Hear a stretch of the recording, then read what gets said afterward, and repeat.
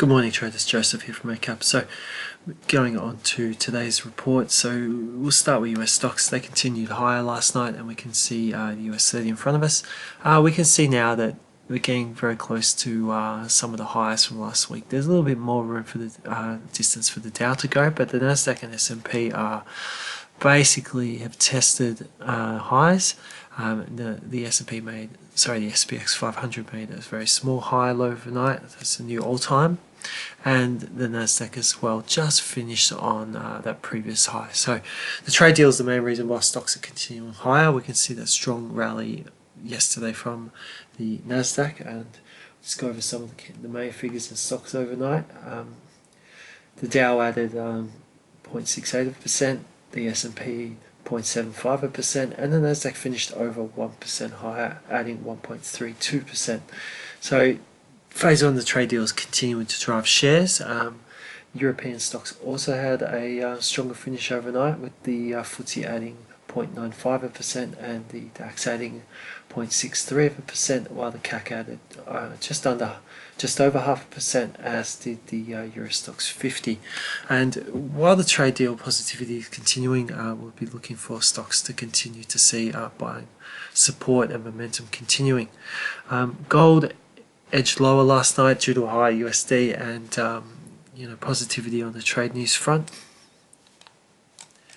You can just see here gold just ended lower, just breaking below that low point seen last week. So the continuation looks to have finally come through. There was a fair bit of fight back from buyers in these bars here, but we've seen a bit of a statement on last week and then overnight. So the next big test now is to see what happens at this level here. So we have seen a bit of support around this level down to this level, and will we see buyers come back in, or are we going to see a new test down? Probably maybe the test is low, so time will tell on how that goes. Oil fought back overnight, so after session lows we saw a very strong fight back and a close just under that 57.90 point. So going on to the key news coming out tonight, we will be today.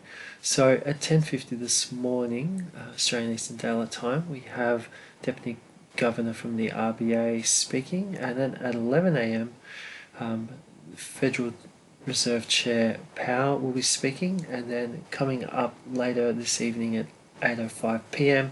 we have Governor Lowy speaking from the RBA, and then very early into Wednesday morning at 2 a.m. we have CB Consumer Confidence coming out. So far this morning, local stocks have been stronger.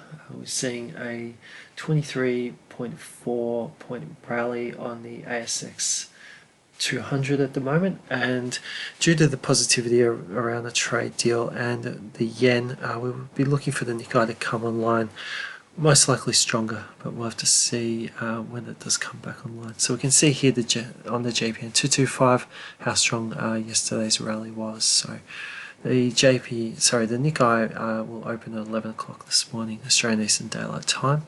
Overnight, we did see a bit of a fall from the Aussie dollar and the euro to the USD. The euro was basically driven a bit lower by the IFO business climate.